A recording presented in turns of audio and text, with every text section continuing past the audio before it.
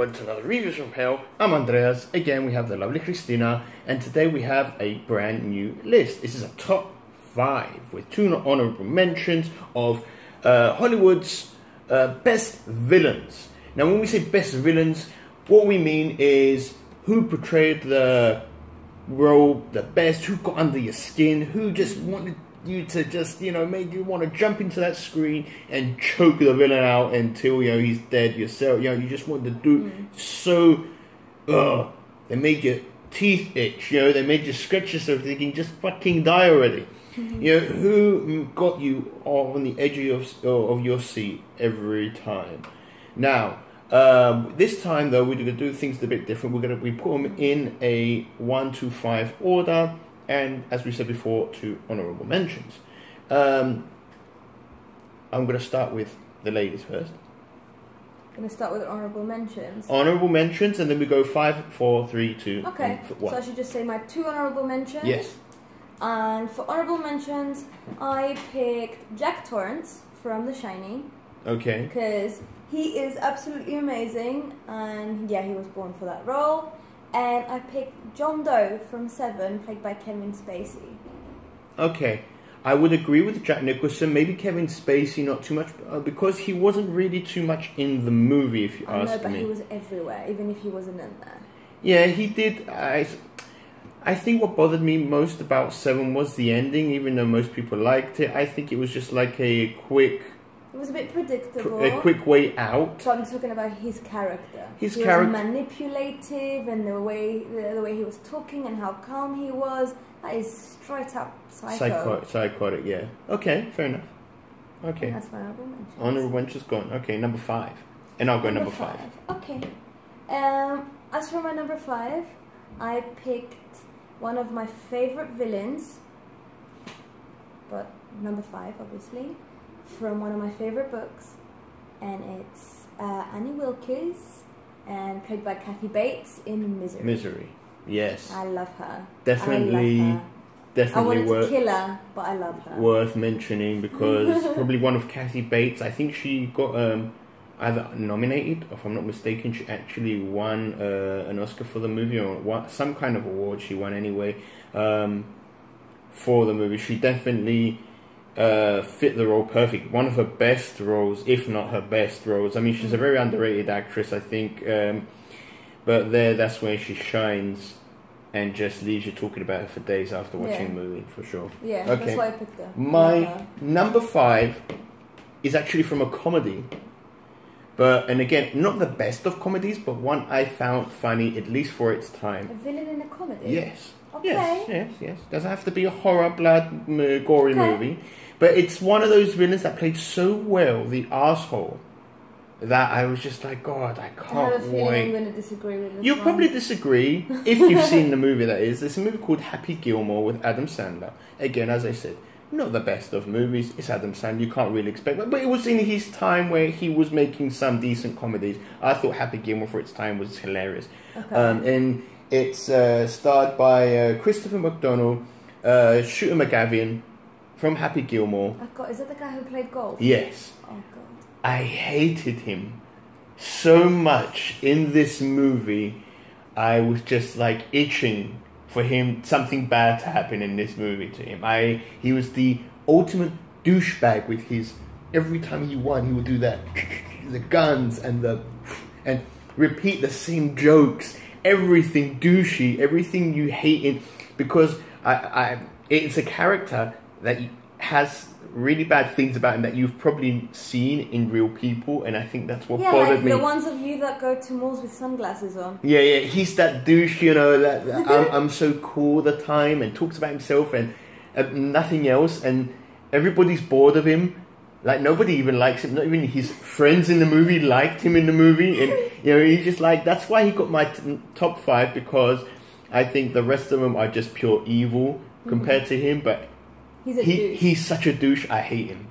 Okay. So I had to put him as number 5. Okay. I forgot my honourable mentions. My 2 honourable mentions is Jigsaw. Okay. From Saw movies. I will only say, though, I do say this. I'm judging this from the first Saw movie. That's what I was just about to say. Not the rest. I didn't put him because I only saw number one. So yes, I'm not objective enough. Fair enough, but I'm only putting him there because I think he's really, really smart. The way he played the whole plan out in number one. Mm-hmm. I'm going to spoil anything, but the way the movie portrays him, he doesn't really star in the movie that much, but he's everywhere. He's everywhere, yeah. And my second choice is Scar from The Lion King. Yeah. Yeah, Scar from The Lion King, definitely. Probably one of the shocking moments in my childhood history in the cinema, watching Scar kill Mufasa, throwing his own brother off the mountains, into the so he at least had to be in my honorable mentions. I appreciate that choice. That's okay. Good. Number 4. My number 4 is somebody I really enjoyed watching, but also really enjoyed hating, and I picked Patrick Bateman. Patrick Bateman is American Psycho, Christian Bale. He was going to be on my list, to be honest. I was considering, should I? And somebody else just beat his... I am obsessed with him. He is the ultimate psychopath. Yeah. I think he kind of lost the space because, even though I love the movie and I think it's Christian Bale's best role, I don't care what anybody says. But I agree with that. think, and funny enough, he was fired for that role in the beginning, and then they got him again. Yeah. But I think because of the ending of the movie, that it's all in his head. That's why he's a psycho. It's psycho, but it's not. It kind of took away how villain he actually was. He was just crazy mostly, than villain. Again, great character, great movie. With his peel-off mask. Gave me goosebumps. Yeah. It was a great movie. Good choice. I agree. Okay. My number 4 is Denzel Washington, Training Day. Alonzo. I'm jealous. Like I wish I put that the biggest bastard. Like you watched him and you were just like every minute of the movie. I hate you, but I want to see more of you. You're so great, but you're such a bastard. Damn, man. But he's so real, and you can tell he had so much fun making that movie. You could tell he loved every his second. Best role so far? One of his definitely in his top 3 best roles. Denzel Washington as Alonzo, the dirty cop that you love to hate.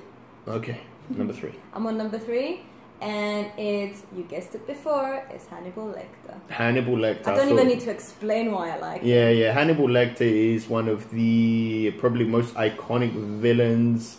Posh, but disgusting, it's him with a nice can. Yeah, all that stuff. I mean, it's him, and by the way, we forgot to mention this list is without a Joker. By Our the rules way, were no Jokers. our only rule was no Joker, no Heath Ledger, no no Jokers. Okay, so as we were saying. Hannibal Lecter, probably one of the most iconic villains in horror thriller history of all time. It's definitely one of his best, if not the best, roles he's ever had. Yes. Okay, number 3. You got me there on Kathy Bates. I chose Kathy Bates for number 3. Again, we don't have to go through it again, but yeah, it's Kathy Bates. It's Kathy Bates. She was just unbelievably too good not to be on my top 5 list of villains.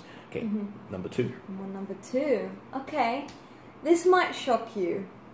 This movie I was making fun of for a very long time, but I ended up watching it and I ended up loving it. And I picked Cyrus the Virus, played by John Malkovich in Con Air. Amazing movie, bad accent by Nicolas Cage. Just side note. Cyrus the Virus, conniving, manipulative, intelligent, vicious. I hated him and I loved him. I know what, he's a good choice for me too, but he's so good in that. You don't even see him as a villain at one point. He's so good that you actually forget that he's the bad guy. He took over the movie so much, in my opinion. He had like at least 70% of the movie. Another 15% was John Cusack? Not John Cusack. I can't even remember John Cusack in the movie. Steve Buscemi. Oh yeah. All right, and the rest was just History. the rest was just scattered about for everybody else. Yes, John Malkovich was the highlight of the movie. Great movie, cheesy but great. Nicolas Cage's golden years, we should say.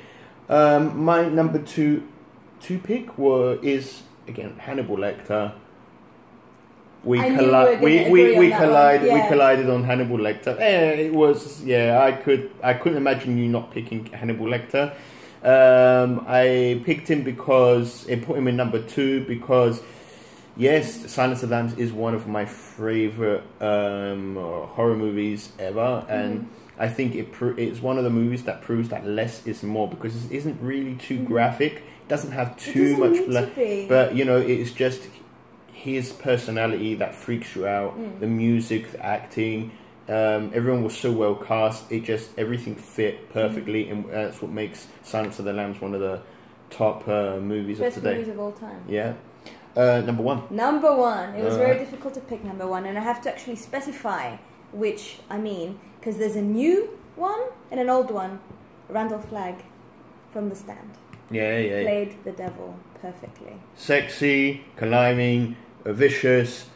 Hey, what else do you want? Favorite book? One of my favorite miniseries. Go. So, for my number 1, it had to be the person I hated the most in the movie. It had to be the person that, this is a long movie and I've been hating him for the second he jumped on screen until the end. It's played by Bob Gunton, Ward Norton in The Shawshank Redemption. The most hated motherfucker I had ever seen. I'll never forget seeing this movie for the first time. One of the best movies ever, and I was just like he started out the movie, I think, and he was making a speech like for the new people that were going into prison, and I was just like, God, these guys are in prison, you know, everything, but fuck, they don't deserve this. I don't even know what they did, but even if they did it, shit, man, just listen to this guy talk was a torch. He was even a bastard to his bloody guards and everybody. He was Makes you think twice about doing something bad. Oh my God, man. He made like the rest of the guards look like, you know, angels when he had these bloody and he was a dirty ward. He was a horrible person, vicious, didn't care about anybody but himself. Pretended that he was trying to help, but it was always for his own. I actually did think about him, but if you see my list, it's like Randall Flagg, Stephen King, Kathy Bates, Stephen King, Jack Torrance, Stephen King. I thought, you know what, we know you're obsessed. Don't be a psycho. Do you know, I actually didn't even think about the Stephen King-ness in our list. That my movies literally just came at the top of my head. So did mine. I didn't even who I was going to mention, but just got off my list again was Christian Bale in American Psycho and Leonardo DiCaprio in Django Unchained. The one person I also wanted to mention that I didn't write down, but I thought, you know, it's the most unlikely villain, I think, from the Stanford Project, if you remember.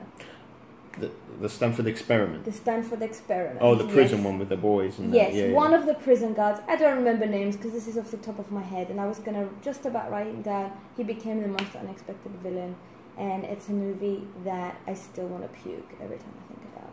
But... And another one that I wanted to mention was Kevin Bacon in Sleepers.